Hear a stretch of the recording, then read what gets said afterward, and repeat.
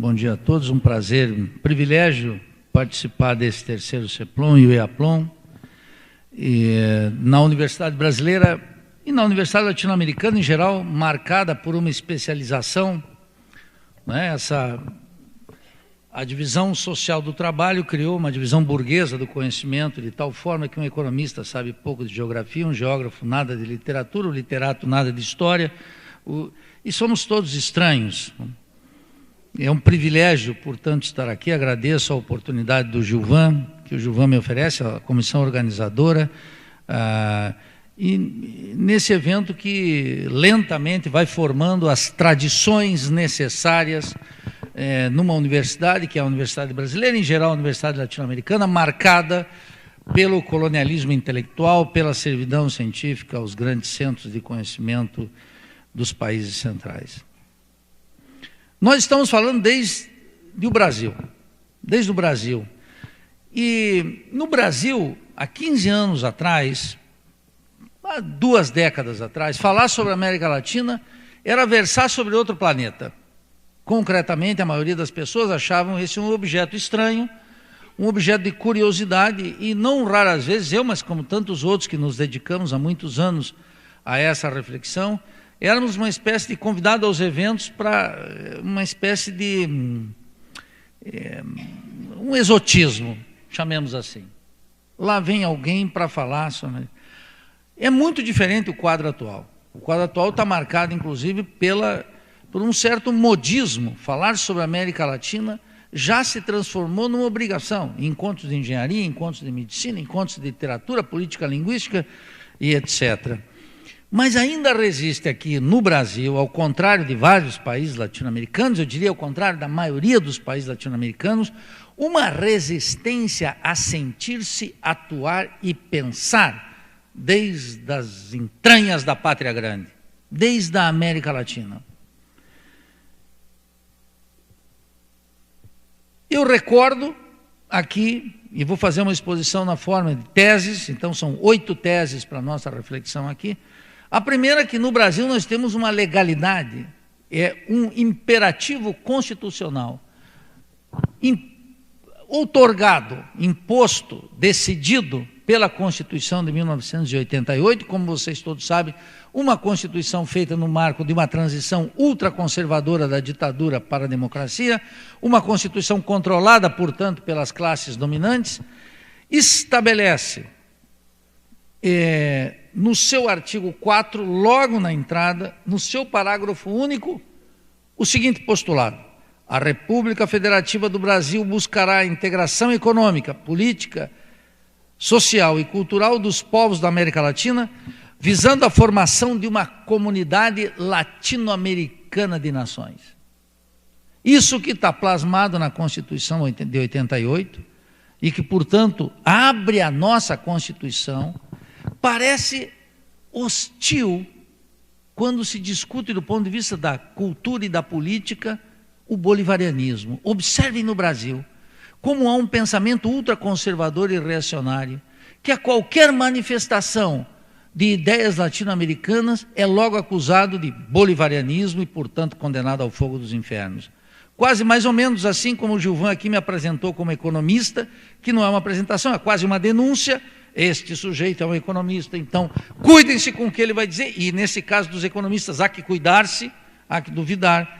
Nós temos no Brasil uma legalidade constitucional para a constituição de uma comunidade latino-americana de nações. Isso que surgiu há pouco tempo, que foi a CELAC, por exemplo, a Comunidade de Estados Latino-Americanos e Caribenhos, em que pela primeira vez na América Latina nos reunimos sem pedir a bênção e sem a presença dos Estados Unidos e do Canadá.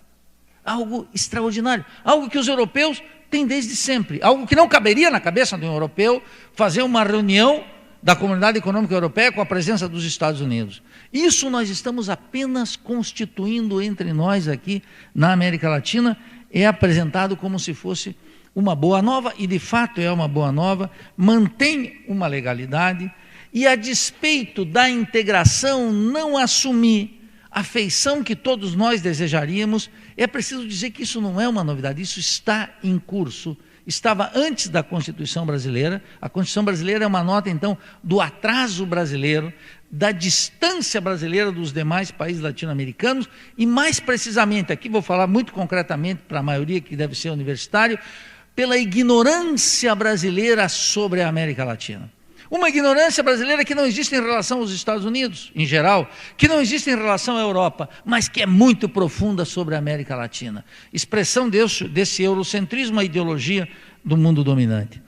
A despeito dessa legalidade, a despeito da força constitucional, ainda podemos ouvir, do ponto de vista da classe dominante, dos interesses que dominam aqui, um bolivarianismo como quase uma ofensa à cultura nacional, quando está plasmado na nossa Constituição.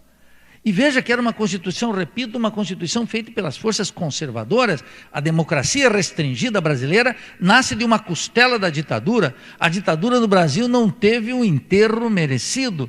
Todos os grandes gangsters da ditadura, todas as impunidades da ditadura seguiram com vida tranquila no período da democracia. Então, essa é a primeira questão que eu queria colocar. Pensar a integração latino-americana, desde o ponto de vista do Brasil, é amparar-se num preceito constitucional, algo fundamental. Dentro desse aspecto, é necessário dizer, eu sei, a integração latino-americana ainda é balbuciante, a integração latino-americana ainda é falha, a integração latino-americana não tem a feição que nós queremos. Mas é preciso dizer, essa integração é dominada pelo pulsar burguês, pelo interesse das classes dominantes. Observe o Mercosul, a primeira tentativa de organização séria de um espaço econômico após 1825, quando os nossos países são definitivamente já países soberanos e independentes. O Mercosul hoje é uma instituição tomada pelas multinacionais. Para dar apenas um exemplo, dos 15 maiores exportadores de produtos do Brasil para a Argentina, só para dar um exemplo de 2 países, 13 são empresas multinacionais. Não é uma integração como nós queremos.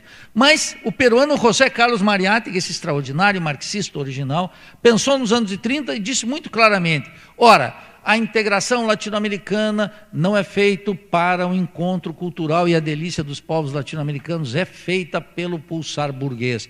Não obstante, a burguesia não coloca trilhos para a integração latino-americana, mas ela, a despeito do seu interesse, coloca trilhos. Esses trilhos que nós vamos utilizar para uma outra integração.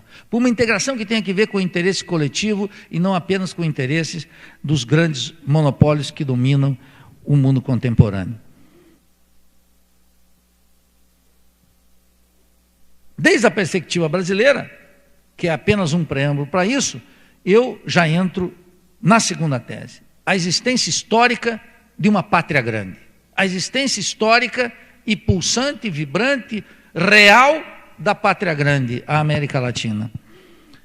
Nós estamos acostumados a pensar a América Latina desde uma certa balcanização. Desde Belize, desde Guatemala, desde o Uruguai, desde a Venezuela, desde Cuba, desde Porto Rico, desde o México, etc. Mas isso é uma balcanização da América Latina.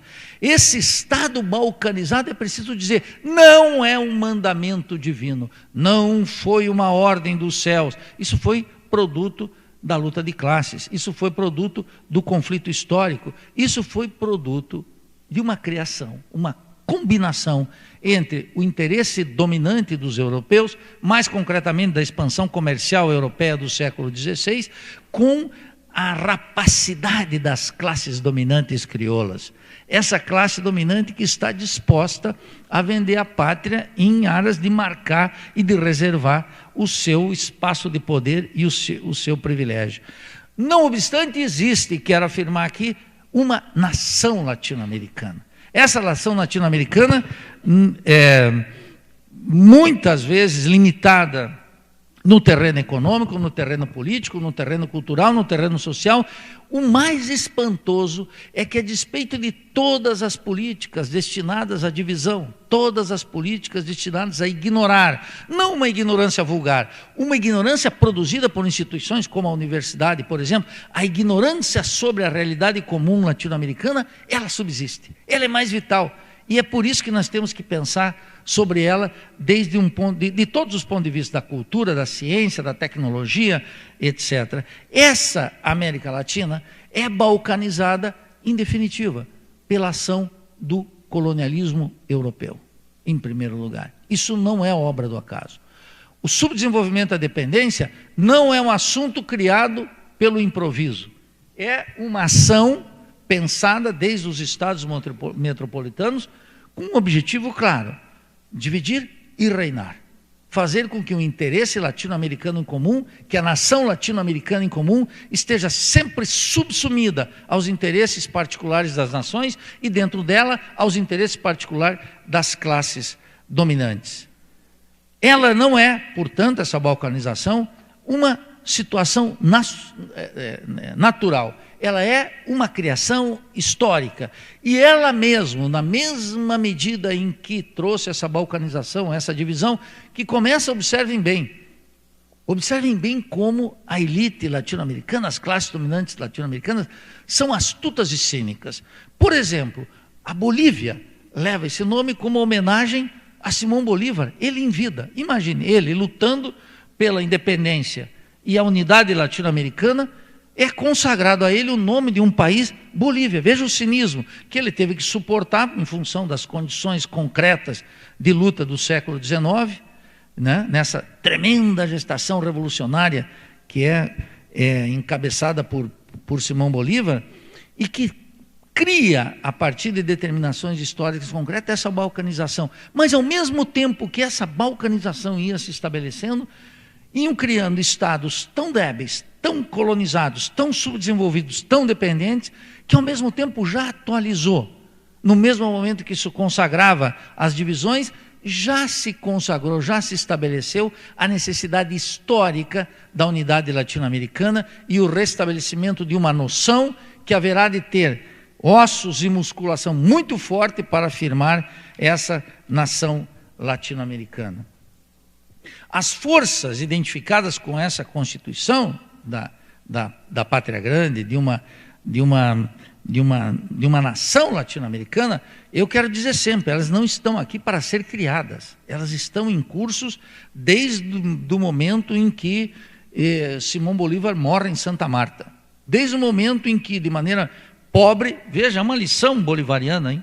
Uma lição bolivariana extraordinária. Um homem tão poderoso e rico de posses como era Simão Bolívar, morre na mais absoluta miséria. Para esse moralismo de quinta categoria que circula no Brasil, de ocasião contra a corrupção, contra o roubo, contra o privilégio, todos deveriam ser bolivarianos. Para dizer que um homem poderoso morre na miséria. Algo muito diferente dos cânones da classe dominante aqui no Brasil e nos demais países latino-americanos, que morrem no sossego do lar, diante de suas propriedades, não raro, gozando das delícias na Europa e dentro dos Estados Unidos, enquanto nosso povo afunda na pobreza, na miséria, na exploração e na ignorância. Essas forças estão aqui atuantes, nós precisamos reconhecê-las, nós precisamos articulá-las, e é por isso que aparece como raro para um senso comum, que é sempre a ideologia da classe dominante. O senso comum é, em geral, a ideologia da classe dominante, aparece como raro quando surgem figuras que incorporam esse sentimento de Simão Bolívar. Desde aqui do Brasil, observem, e imagino que a maioria sejam de brasileiros, mas os que não são vão perceber isso, observem como a figura de Hugo Chávez foi, de certa maneira, ridicularizada entre nós.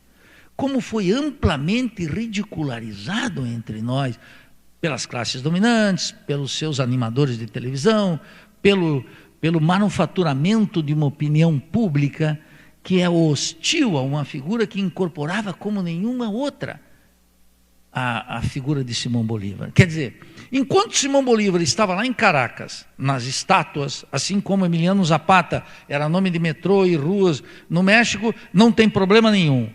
Seminários universitários, discussões, faz parte do discurso dos presidentes, etc. Mas quando Simão Bolívar deixa uma estátua, quando Emiliano Zapata deixa a estação de metrô e se transforma numa força política, tal como o Exército Zapatista de Libertação Nacional no sul do México, ou como o Movimento Bolivariano Revolucionário 200 na Venezuela, se torna uma excentricidade. Quando a força dos nossos mitos se transforma em vontade política, em articulação real para realizar o sonho da integração, ele já é merecedor da hostilidade. Por isso essas forças estão aqui. Não há que criar, elas não virão de outro mundo. As forças destinadas a consagrar a integração latino-americana não são de outro planeta. Elas estão aqui entre nós, elas nascem da nossa cultura, elas fazem parte de um substrato comum a todos nós. Terceiro, emergiu entre nós a comunidade latino-americana de nações. E diria, uma comunidade latino-americana e caribenha de nações. Eu mencionei aqui a CELAC, mas está em curso um largo processo de integração latino-americana que tem como um obstáculo extraordinário a existência dos imperialismos. Vocês trabalham isso exaustivamente na linguística, a gente sabe o peso que isso tem na cultura, com a indústria cultural, mas é preciso observar que a emergência da comunidade latino-americana e caribenha de nações. É preciso dizer, quando a gente vai no Caribe e começa a falar em América Latina, um caribenho logo diz, por favor, agrega aí, América Latina e Caribe, porque eles são donos de uma identidade, de uma cultura própria, que de resto, um sujeito como Gabriel Garcia Marques era alguém que se reivindicava em primeiro lugar como um homem do Caribe, não como um latino-americano em geral. Ele não negava naturalmente a identidade, a condição de latino-americano, mas afirmava em primeiro lugar essa particularidade extraordinária que vem das entranhas da América Latina, que é ser um caribenho. Essa emergência da comunidade latino-americana de nações, ela não nasce só num terreno fértil, ela nasce num terreno também hostil, organizado pelos interesses metropolitanos. Não pensem que os que a razão de Estado dos educados franceses observam passivamente a emergência de uma comunidade latino-americana e caribenha de nações. Só para dar um exemplo, os franceses estão sempre sensíveis às causas latino-americanas e, em geral, abertos. Desde que com a Companhia Francesa. Desde que com a Companhia Francesa. Há uma lição histórica, isso não é um dado novo, só para mostrar como o pensamento metropolitano, e estou falando aqui não dos homens abertos, franceses, italianos, austríacos, alemães e estadunidenses, não, para falar de uma razão de Estado, que se estabeleceu de maneira muito clara com essa extraordinária revolução de 1804, que é a Revolução do Haiti, a primeira revolução moderna na América Latina. Aqueles modernosos todos, aqui na universidade, que gostam do moderno, que são identificados com o moderno, e que acabaram a pensar dessa forma das oposições binárias, sobretudo na sociologia brasileira, entre o moderno e o atrasado, o democrático e o autoritário, tinham que se dedicar a ver a Revolução Negra do Haiti de 1804. Eles que acreditaram como ninguém no postulado liberté, fraternité, igualité, quando foram aplicar os postulados da Revolução Burguesa Francesa nas terras caribenhas, receberam a ira de Napoleão. E, sobretudo, um de seus grandes heróis, Toussaint de Louverture, terminou sua vida nas cadeias, nas masmorras napoleônicas. E claro, e foi um africano que não era formado na cultura francesa, Jean-Jacques Dessalines, que derrotou o exército de Napoleão e manteve acesa a chama da Revolução haitiana. Veja como é distinto aplicar na periferia capitalista, no terreno concreto do Caribe, um postulado que tinha inicialmente vocação universal. Não era, afinal, a Revolução Francesa a bandeira da liberdade, igualdade e fraternidade, quando bastou que os negros, de maneira consciente, sem o auxílio do poder metropolitano à França, inclusive contra o poder metropolitano francês, decidisse aplicar o postulado de vocação universal, desabou sobre aquele povo 200 anos de solidão. O Haiti não é um dos países mais pobres do hemisfério, ou talvez o mais pobre do hemisfério, por obra de um acidente. Não tem a ver com o terremoto, tem a ver com a construção dos impérios completa, França e Estados Unidos.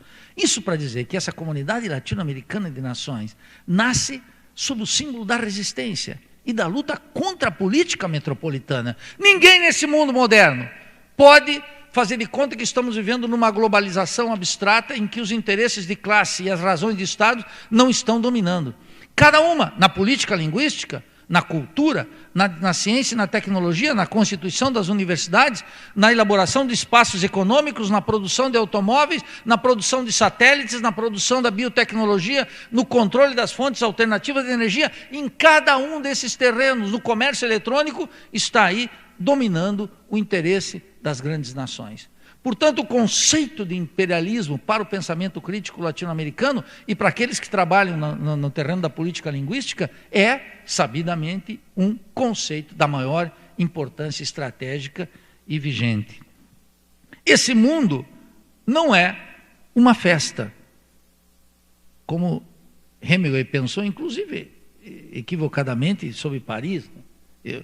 Quando eu fui ler Paris é uma festa de Hemingway, eu não tinha lido ainda o Na Pior em Paris e Londres, de George Orwell. E aí, quando eu li Na Pior em Paris e Londres, de George Orwell, se Paris é uma festa, depende do lado do balcão que você se encontra. Se estiver lavando pratos como George Orwell, é uma verdadeira merda. Se estiver no lado do Hemingway, escrevendo e tomando trago às 9 da manhã, era excelente. Então, quer dizer, esse mundo é um mundo dos impérios, dos interesses, a literatura, tudo está atravessada por esse mega conflito. E essa é uma lição da história gigantesca, o Haiti. Como nós temos que nos livrar dessa ideia de que existem valores universais. Claro que existem valores universais, mas estão atravessados por uma razão de Estado, estão ordenados milimetricamente pela razão de Estado, estão turbinados pela razão de Estado, de tal maneira que uma bandeira que tem a simpatia universal, ela acaba favorecendo o particularismo, que é precisamente a sua vocação original. A emergência dessa comunidade latino-americana e caribenha de nações nasce concretamente aqui no solo histórico da América Latina contra os interesses dos Estados Unidos. E os Estados Unidos lançaram, precisamente quando começou o processo de democratização, depois da longa noite de ditadura latino-americana, os Estados Unidos logo lançaram a aliança, o ALCA, a Aliança de Livre Comércio das Américas. De imediato, observem como atuam os Estados Unidos. Essa iniciativa foi enterrada pelo aquele mega comício entre Hugo Chávez e Néstor Kirchner na Argentina, que liquidou aquela possibilidade. Os Estados Unidos não desistem. Os impérios têm uma característica extraordinária. Não desistem, não envelhecem, são sistemáticos, são obsessivos. E imediatamente os Estados Unidos começaram, por toda a América Latina, lançar a ideologia do livre comércio, como se a felicidade de vocês não pudesse ser realizada sem um tratado de livre comércio. De resto, tomada agora pelo ministro de Relações Internacionais e Comércio Exterior, José Serra, esse office boy dos Estados Unidos, que está aqui para realizar uma política como se a felicidade... Como se vocês não pudessem mais beijar na boca sem um tratado de livre comércio. Como não pudessem dançar numa boa toada sem um tratado de livre comércio. Como se agora o Brasil finalmente se transformasse num país sério e abandonasse esses bolivarianismos ultrapassados e começasse então a agora se relacionar com aqueles que são o motor da economia mundial, que vão garantir para nós, obviamente, a exportação de soja e minério de ferro e incorporação de e importação até da caneta BIC. Ou seja, vamos condenar uma dependência científica e tecnológica que não temos conhecimento. Os Estados Unidos, contra a emergência dessa comunidade latino-americana e caribenha de nações, continuam fazendo tratado de livre comércio. Os liberais aqui não querem discutir a principal obra estadunidense, que é o Tratado de Livre Comércio entre o México, o Canadá e os Estados Unidos, que fez com que o México passasse a importar milho, milhões de toneladas de milho. O México passou a ser, imagine, Hombres de Maíz, uma obra desse guatemalteco, Astúrias, que é Prêmio Nobel de Literatura. Não temos mais milho na cidade do México que não seja importado e transgênico. Claro que tem os milhos, eu nunca me esqueço a primeira vez que vi um milho azul, e eu cheguei a passar a mão no milho azul no mercado, porque eu pensei que estavam me enganando. E O México agora é um importador de milho, fruto do quê? Do Tratado de Livre Comércio. Não bastasse isso, os Estados Unidos fez um Tratado de Livre Comércio com a América Central e a República Dominicana e lançou o bilateralismo, esse bilateralismo que a Avenida Paulista gosta, tem tesão de ouvir o bilateralismo. E o bilateralismo funcionou um acordo de livre comércio dos Estados Unidos com a Colômbia, que arruinou a agricultura colombiana e reprimarizou todas as suas exportações. Fez outro com o Chile e fez outro com o Peru. Um desastre para a América Latina. Contra essa ideia, Gilvan, da integração latino-americana, os Estados Unidos não cruzam os braços. Tem uma inteligência bocó no Brasil que supõe, e ela se expressa muito pela USP, pela boca de Fernando Henrique Cardoso, por esses embaixadorzinhos do Itamaraty colonizados, que supõem que uma lástima que os Estados Unidos estão ocupados do Oriente e não mais da América Latina, como se o cobertor para o imperialismo fosse curto, se cobrir a cabeça deixa o pé ao relento. Não! O imperialismo tem recursos suficientes para monitorar esse Congresso e está lutando contra a Al-Qaeda no Oriente Médio. Não é, eles não trabalham a partir do princípio de escassez, que tem que aplicar uma responsabilidade fiscal. Eles não são idiotas ignorantes. Eles tentam ordenar o mundo segundo os seus interesses. E é por isso que monitoram toda a América Latina e seguem trabalhando sistematicamente para os seus interesses. É um obstáculo imenso, mas já adianto, não é invencível. Tese 4. A luta pela integração latino-americana passa necessariamente pelos estados continentais, uma espécie de via de transição até a constituição da Pátria Grande. Vejam, quando nasce essa coisa de um estado continental, as pessoas ficam dizendo, mas como será isso? Me permitam uma nota pessoal. Eu tive que responder há poucos dias aqui na universidade uma exigência de uma pessoa, um cidadão qualquer, que cobrou da universidade o fato de que no Instituto de Estudos Latino-Americanos praticamos uma ideologia que é pelo fim da nação brasileira. Então me chegou esse expediente, eu tive que responder e conto apenas essa... Então fui mostrando com a disciplina de um padre como não estou violando nenhuma norma dessa sacrossanta universidade. E estamos trabalhando dentro da Constituição, e dentro de uma tradição, e dentro, etc, etc, etc. Mas veja como é estranho, a acusação era que nós estamos conspirando contra a nação brasileira, e estamos lutando pela extinção da nação brasileira. Como se fosse uma tarefa, deu vontade de dizer, olha, a burguesia não conseguiu acabar com a nação brasileira a despeito do seu esforço sistemático, menos ainda um bolivariano num Instituto de Estudo Latino-Americano não consegue fazer isso. Mas essa ideia, ela não é bem aceita, mas basta um intelectual europeu qualquer, de moda ou já decadente, lançar uma ideia para ser bem aceita. Eu fui ver, por exemplo, a ideia dos estados continentais. Isso que está em curso, CELAC, Mercosul, ALAD no passado, todas essas iniciativas que vão surgindo e que, sabotadas pelo interesse imperial, nunca acabam resultando plenamente, mas que mostram, não obstante, a tenacidade dos nossos povos, a necessidade íntima que nasce das entranhas de cada um e das entranhas do continente latino-americano para configurar essa pátria grande. Então, fui vendo que a Europa começou depois da ascensão de George Bush nos Estados Unidos, fui ler os textos e os livros de Habermas sobre o futuro europeu. E me encontro que o filósofo, que era um filósofo cosmopolita, lhe nasceu subitamente uma certa alma germânica. E Habermas, então, começa a formular, num livro chamado Ocidente Dividido, me desculpe, é o único, peço perdão aqui, é o único intelectualzinho europeu que eu vou falar, depois não menciono mais. Ele, num livro chamado Ocidente Dividido, fala em regimes continentais. E logo que veio regimes continentais, e eu aqui, buscando sempre os autores latino-americanos esquecidos e vitais, me encontro com um uruguaio chamado Alberto Metol Ferrer.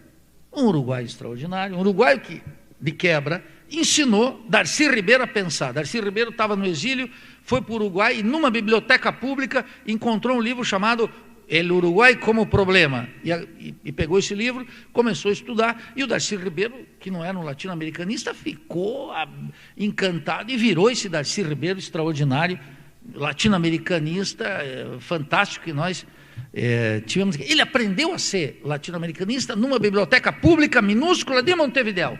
E lá ele encontrou o Uruguai com Problema. E ficou tão hipnotizado pela figura que escreveu um livro depois que é o Brasil como Problema. Cópia direto de Metófilo Ferreira. E o Darcy, como era um sujeito honesto, ele dizia, peguei de lá mesmo. Não ficava escondendo, para botar no currículo Lattes, que ele decentemente nunca fez um currículo Lattes. Então, Alberto Metófilo Ferreira, me encontro que Alberto Metófilo Ferreira, de resto, um católico, então para mim marxista, não é, estou aqui divulgando um comuna, um católico total, um intelectual orgânico da Igreja Católica, culto, que era uma loucura, não tem ninguém num programa de pós-graduação brasileiro como ele, culto, extremamente culto, escreve esse livro extraordinário, que chama, sabe o quê? Los Estados Continentales, antes de Habermas. E eu me encontro que sempre antes do intelectual europeu falando, eu encontro um latino-americano que escreveu. Quando Armand Hardinegger publicaram Multidão, eu fui lá e descobri em 1982 esse extraordinário pensador boliviano, que é René Zavaleta, um indião daqueles magníficos que a Bolívia dá, um homem culto, que era uma desgraça. Ele já tinha escrevido La Forma Classe, Forma Multitude. Antes, muito antes, o que se torna modinha aqui, depois eu vou cavocar, tem alguma coisa, moda intelectual, eu vou cavocar, já tem um latino-americano que falou antes. Totalmente pronto, etc. E o que ele diz? Nós temos, olha o que é a grandiosidade desse sujeito, pensando desde o pequeno Uruguai, ele olha e diz assim, não tem saída para nós. Os abobados brasileiros acham que nós somos grandão, tem saída para nós. Também não tem saída. Sozinho não tem saída. Fora da integração latino-americana, não tem saída. O Brasil é um gigante com pés de barro, como a realidade está provando todos os dias. Mas desde o Uruguai, um pequeno país, aqui, incrustado aqui, nas entranhas do Rio da Prata, ele olha e diz assim, não tem saída, vamos ter que fazer os estados continentais. E o estado continental é a transição para a consolidação da pátria grande. Então, o Estado continental, esse Estado continental não é um totalitarismo. Ao contrário, vejam a contribuição notável na periferia capitalista, uma contribuição extraordinária que nós estamos dando. Aqui das entranhas da América Latina, enquanto os europeus se matam, a cada 5 anos tem uma guerra lá entre alguém, aqui nas entranhas da América Latina, da Bolívia, do Equador, nasceu os Estados plurinacionais. Um Estado, vários povos. O que temos que aprender das luzes de Paris, meus queridos? Nada! Nada! Qual é a diferença entre Hollande e Sarkozy? Nenhuma. Duas perspectivas que mantêm o interesse e a razão de Estado da França imperial. Nós não estamos num Paris cuja dinâmica está dada pelas barricadas de 68 ou pela Comuna de Paris. Longe disso. Estamos orientados pelo interesse da OTAN dentro da Europa e a consolidação da França como império. Os ingleses são tão imperiais que eles sequer topam uma moeda comum como o euro. Eles olham o euro como um desprezo total e mantêm a libra. E agora, inclusive, vão fazer um plebiscito para sair da Comunidade Econômica Europeia. Para você ver que como nós somos amadores no pensar a realidade latino-americana. Então, nós criamos aqui esse Estado continental, não é uma autoridade totalitária como são os países centrais. Daqui nasceu uma contribuição notável que é o conceito e a realidade do Estado plurinacional. Vocês sabem, tão importante para os povos, tão importante para a linguística, tão importante para potencializar a riqueza de nossos países. Quinta tese, lamento ofender sempre existe entre nós aqueles que não consideram o nacionalismo uma força revolucionária. E quero dizer, o nacionalismo é uma força revolucionária, tese quinta da minha exposição. O nacionalismo, já advirto, não é uma enfermidade tropical, porque, em geral, se vocês observarem aqueles formadores de opinião pública, entre os quais podem ter um filósofo como Arnaldo Jabor, ou o Departamento de Filosofia da USP, ambos tipificam o nacionalismo como uma limitação política que devemos evitar. Todo brasileiro nasce antinacionalista. Já está quase colocado no útero. Nasceu, tem que ser um antinacionalista, porque é uma espécie de contribuição genética ao cosmopolitismo bocó que ele futuramente vai exercitar. É um cosmopolitismo bocó, alienante, ignorante das nossas coisas, da sua raiz, da sua cultura, do espaço, da geografia, e etc. Esse nacionalismo é uma força revolucionária. Eu dizia, não é nem de longe, nem de nada, uma enfermidade tropical. Por quê? Se vocês querem ver em estado puro o nacionalismo como uma força, leiam, por exemplo, o discurso de posse do presidente Barack Obama nos Estados Unidos. Não encontrarão uma peça de nacionalismo. Não, desculpe, não estou falando de George Bush, o texano. Não, estou falando de Barack Obama. Ambos têm algo em comum: o apreço, a devoção, o trato sistemático com o nacionalismo estadunidense, com uma diferença fundamental. Esse nacionalismo é extremamente agressivo. É um nacionalismo que busca consolidar uma coesão interna nos Estados Unidos para os objetivos da política externa estadunidense, que são ultra-agressivos. O nacionalismo, aqui na América Latina, sobretudo para a classe dominante, pela chamada inteligência brasileira, é logo hostilizada.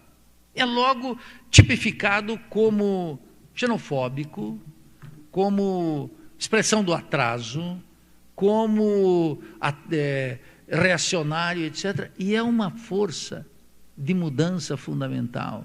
Sem ele, não vamos consolidar a pátria grande. Sem ele, não vamos avançar na integração latino-americana. É claro, o nosso latino-americanismo, o nosso nacionalismo, é claro que não é hostil à chamada cultura dos países centrais. Porque eu quero dizer aqui, não existe cultura universal, hein? Isso é uma bobajada de quinta. O que é a cultura universal? As obras de Balzac? Não, é obra francesa. No acaso aquilo, Balzac, um francês, um legitimista francês, de resto, brilhante na literatura. Meu amigo Karl Marx me autorizou a ler com a devoção a Balzac.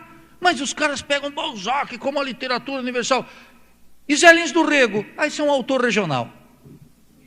Olha a ignorância, olha o eurocentrismo, olha a barbaridade. Zé Lins do Rego, esse extraordinário, que sem ele não haveria Glauber Rocha, sem Glauber Rocha não haveria o antídoto para a estética da Globo, não tem possibilidade. Esse, uma expressãozinha regional. E Balzac, esse é um grande da cultura universal. Sempre quando me vem com um clássico, um grande da cultura universal, eu já coloco na geladeira o sujeito, 6 anos. Só depois é que vou ler, quando saiu da moda, quando ninguém mais cita na universidade, quando ninguém mais faz as porcarias dos papers, aí eu começo a ver o que pode ficar desse rapaz. Então, o nosso nacionalismo, ao contrário do nacionalismo, peça da expansão imperialista no mundo, o nacionalismo latino-americano é culto. Vou contar uma pequena história para vocês, não vou me estender muito, Gilvan. Quando Hugo Chávez falava na televisão na Venezuela, sabe o que ele levava lá para a televisão? Eu vi ele dando conferência com o livro do Lenin sobre os mercados. Lenin, um russo. Mas também vi ele com Os Miseráveis, de Victor Hugo, e lendo sobre Jean Valjean. Veja, o nosso nacionalismo não é um nacionalismo que vai dizer Lima Barreto é melhor que Borges na Argentina, mesmo sendo Borges um reacionário e um conservador. Um reacionário e um conservador de 4 costados, mas é um homem de uma grande literatura. E foi um grande nacionalista até 1925, até 1928. Escreveu 3 livros que até ele disse para não publicar, e a Maria Kodama depois traiu ele e publicou, para bem da cultura nossa, latino-americana. Foi muito bom isso. Eu quero dizer o seguinte, o nosso nacionalismo, ele é uma arma de defesa e de fundamento para a nossa cultura. Ninguém vai entender o que é um francês se não tiver colocado os 2 pés numa rapadura, se não entender a nossa cultura. Como é que pode? Esse sujeito entra no mundo o quê?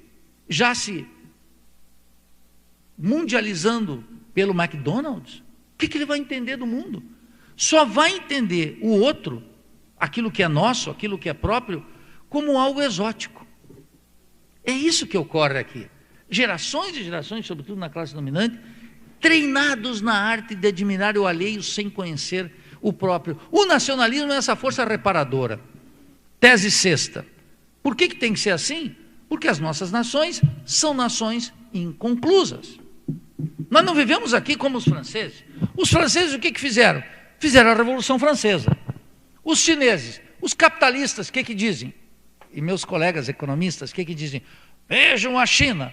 E falam da China como se não tivesse Mao Tse-tung em 1949. Teve uma Revolução Chinesa. E a Revolução Chinesa completou a nação. Impediu que a China, daquele tamanhinho, fosse uma nação de segunda no continente asiático. E exatamente quando fez a sua Revolução Nacional, tal como os franceses fizeram, tal como eu digo, os gringos lá nos Estados Unidos, o que eles dizem? A Revolução Americana. Não é a Revolução Americana, é a Revolução Estadunidense. Eles não conhecem ainda que a América é um território de todos nós. Quando eu encontro um gringo, ele diz, eu sou um americano. Eu digo, muito prazer, também sou um americano. Tu é um estadunidense, pô, é outra coisa. Tu é da América do Norte, tem o Canadá, e vocês também nem são norte-americanos, porque nos norte-americanos estão os mexicanos, estão os canadenses, quer dizer, essa ignorância geográfica conveniente para afirmar uma identidade como se todos fôssemos a mesma coisa. Então eu quero dizer o seguinte, essas são nações inconclusas. Qual é o problema? O rechaço ao nacionalismo, e é um rechaço para que a gente não complete a Revolução Brasileira, a Revolução Nacional, que haverá de vir com força. A única coisa que tem de decente para discutir nesse congresso é a Revolução Brasileira, desde a linguística. E em todos os congressos que se façam, discutir a Revolução Brasileira. Essa Revolução Brasileira que os estadunidenses fizeram, na forma que eles dizem da Revolução Americana. Que os ingleses, com orgulho desmedido, chamam de Revolução Gloriosa. Os ingleses sabem que não brincam em serviço. Em nacionalismo, eles não querem ficar atrás de ninguém. Então, eles não dizem a Revolução Inglesa, eles dizem a Revolução Gloriosa. E já colocam Cromwell num cavalo, e civilizando a Europa antes dos franceses, que para eles acham que são os atrasadinhos que fizeram a Revolução em 1789, quando eles em 1650 já tinham mostrado para o mundo o espírito hegeliano agora cavalgando e civilizando todos os povos. Essa gente nega, depois de fazerem a sua revolução, nega o direito dos outros povos de fazer a sua revolução. Mas enquanto nós tivermos nações inconclusas, que estamos lutando para afirmar os idiomas existentes aqui, que são idiomas oprimidos, a língua que está subsumida, a língua que está calada, eles querem impor seus idiomas como um idioma quase universal. E contam, naturalmente, com poderosos meios para fazer isso, entre outras coisas, uma indústria cultural gigantesca.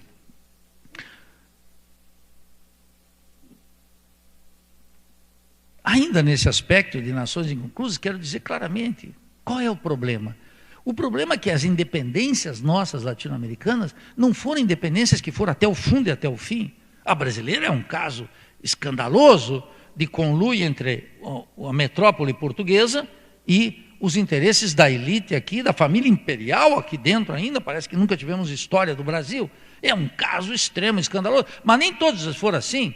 A independência mexicana é uma luta de massas, a independência no Rio da Prata é uma luta de massas, uma luta que opõe interesses de classes muito claramente. A independência na Venezuela teve um componente extraordinário de emancipação social dos trabalhadores, dos camponeses, dos negros, dos indígenas. A independência cubana contou com a figura desse extraordinário escritor José Martí, que é um homem que tem que ser divulgado, esse apóstolo cubano, como eles dizem, um homem extraordinário, que sem o qual não encontraria Lezama Lima e tantos outros escritores, que é um sujeito desconhecido no Brasil, mas é um sujeito, um amante do idioma, que pegou o espanhol e fez uma outra coisa com ele, uma coisa nova, muito mais generosa, muito mais caribenha. Esses estados nacionais nasceram em condições muito difíceis de transição do poder inglês, decadência do Império Espanhol e Português, e de E quando a Inglaterra se assentava como oficina no mundo, no Mediterrâneo, em 1830, nós estávamos concluindo as independências. Nós estávamos concluindo as independências com o poder britânico mandando bala nos mares, na época que os ingleses pensavam que os mares ainda eram deles. Quer dizer, como ainda pensam sobre as Malvinas, né? Então, nós não podemos ter ingenuidade sobre isso. Por essas razões, as nações nossas foram inconclusas. Tese 7ª. A luta pela integração, portanto, é uma luta contra o subdesenvolvimento e a dependência. Por quê? Porque nós não podemos ignorar que desde uma concepção burguesa, as nações, aqui a nação, esse sentido moderno, esse sentido capitalista, nasce a partir da conquista. E nós tivemos 3 séculos de colonialismo. Não foram 3 anos, não foram 30 anos. Foram 3 séculos de colonialismo, 3 séculos de negação do que éramos. E constituição de um ser feito à medida complementária dos interesses metropolitanos. 3 séculos de colonialismo. Observem, aqueles que passaram por uma universidade, muito provavelmente, nunca tiveram um único curso sobre o colonialismo. O colonialismo é um conceito estranho na nossa formação intelectual. Todo mundo passou por uma universidade sem estudar seriamente o que é o colonialismo. Isso na economia, na sociologia, na política, no curso de letras, etc. Como norma. Essa é a norma. Logo depois das independências, nós tivemos 200 anos, que é o que somos hoje, países politicamente independentes e dependentes. O conceito é dependência. Não somos mercados emergentes. Não somos, olha que loucura, global players. Olha a ignorância. Vou repetir. Global player. Que é o que esses jornalistas abobados dizem todos os dias, que o político repete e que o aluno de relações internacionais incorpora. Porque é simpatiquinho. É colonizado. E ele já passa, e depois de global player ele começa a falar em vender commodities. Do you know? Commodities. Ele não vende mais beterraba, minério, ele vende commodities. E ele vai avançando. E eu descobri, para vocês acharem aqui, os textos de Adam Smith, de 1760, etc. O Adam Smith na Inglaterra, louco da vida, que tinha uns ingleses abobados que estavam introduzindo palavras francesas, entre as quais saiu a palavra development, que ele ficou louco. O Smith saiu dando pau nisso. Isso aqui não pode entrar aqui. Você veja como eles eram zelosos da sua cultura, do seu idioma, que eles dizem mais orgulhosamente o idioma de Shakespeare.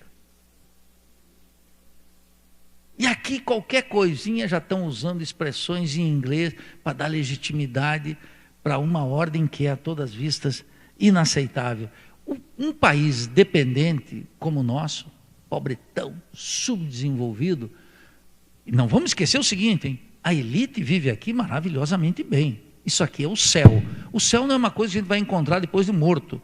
A elite, o céu, vocês podem ir ali na Beira-Mar Norte, vocês vão ver o que é o céu. O céu está ali, pô.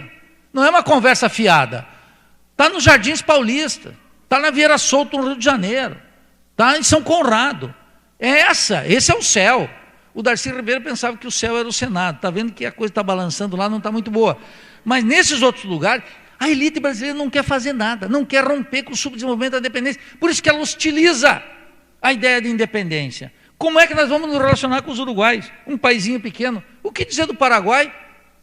Em economia, vamos beneficiar de ser economista aqui, já que fui denunciado. O pessoal disse, e os paraguaios, esses contrabandistas? 90% dos contrabandistas do Paraguai têm RG brasileira. É tudo brasileiro. Mas o cara professa uma ignorância sobre o Paraguai, que é uma coisa absurda. Ele versa sobre os cafés de Paris, mas ele nunca foi ali, ninguém viaja. Eu digo para meus amigos, inclusive os latino-americanos, você tem férias, eles vão para o continente europeu, para os Estados Unidos, ninguém quer visitar o Equador. É tudo. Eu estava falando aqui com o presidente do grupo de Montevidéu, ele demorou 10 horas para vir de Montevidéu aqui. O que significa isso? Que não é rentável para a burguesia. entendeu? Não é rentável. Então, porque se fosse rentável, 2 horas, diretamente, que nem Buenos Aires. Se já é rentável, o que é rentável é favorável à integração. O que não é rentável, então vocês não vão nunca visitar Quito, porque é longe, e Barranquilla, porque tem que pegar 3 voos e demorar 4 dias, tem que ir para Nova York, Paris e para ir para o Equador. É como se fosse uma volta. Esse é o negócio da Bolívia, tem que entender isso. Isso tem uma racionalidade econômica que não obedece aos nossos interesses. Isso só é possível se discutirmos o tema do subdesenvolvimento da dependência. Para quê? Para pensar uma sociedade pós-capitalista, quero dizer muito claramente aqui, para pensar o socialismo. Não é para pensar uma sociedade em que caibam todos, uma sociedade, não, para pensar o socialismo. Uma sociedade que não esteja organizada pelo fetiche da mercadoria, pelo trabalho livre assalariado, pela exploração das classes sociais e pela exploração dos outros povos. É para isso que tem que pensar. Quer dizer, tem saída? Claro que tem saída. É fácil? Não, não é fácil. Mas aqueles que querem construir o paraíso aqui na Terra como se fosse fácil, como se um Bolsa Família pudesse resolver o problema de milhões, estão vendo que não resolve. Percebe? E a promessa burguesa de estender o consumo para as grandes maiorias tampouco é viável. Então eu digo, grau de dificuldade por grau de dificuldade, eu fico com o tema do socialismo. Finalmente, tese 8ª, tese de Simão Bolívar. De Simão Bolívar não.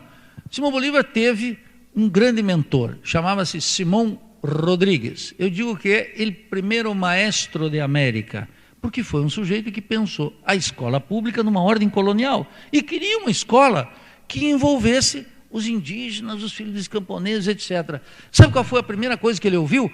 Vai ser muito cara. Muito cara.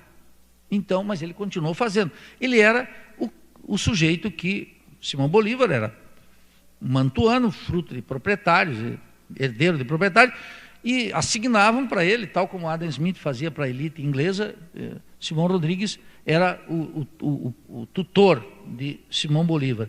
E andando com ele para a Europa, andando, encaminhando, indo lá, visitando toda a Europa e tal, Simão Bolívar jurou na Itália assim, volto para a América para emancipá-lo. Olha que coisa linda. É um espaço do heroísmo na política. Aqui no Brasil, a forma moderna de pensar a política quer omitir, quer castrar, quer interditar o dado heróico, como se não fosse dado a nós a felicidade de ter um herói. Eu sei que Bertolt Brecht, esse comum extraordinário, dizia infeliz do povo que precisa de herói. Mas não há transformação política sem os heróis, sem os homens políticos que encamparam e têm uma visão quando ninguém consegue ver. Quando ninguém consegue ver, mais ou menos como aquela, no ensaio sobre a cegueira, do Saramago, aquela mulher que não cega, vai todo mundo cegando e ela não cega. Aquilo ali, todo mundo transformaria logo. Um sujeito da Avenida Paulista já diria, quem tem um olho no mundo de cegos é rei. Ele já transforma aquilo num business.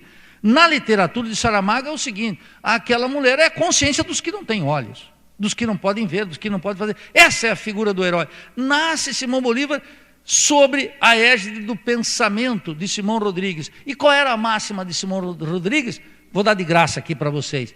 Ou inventamos, ou erramos. Daí que não podemos organizar república, cultura, economia, ciência, tecnologia, tudo do que necessitamos para viver, imitando os europeus. E agora, imitando os gringos. Não cabe essa conduta. O que nós precisamos é, nessa imensa batalha de ideias em que estamos metidos, firmar com força a nossa convicção. Eu vi aqui o cartaz do evento, está lá um Joaquim Torres Garcia, não totalmente virado, né?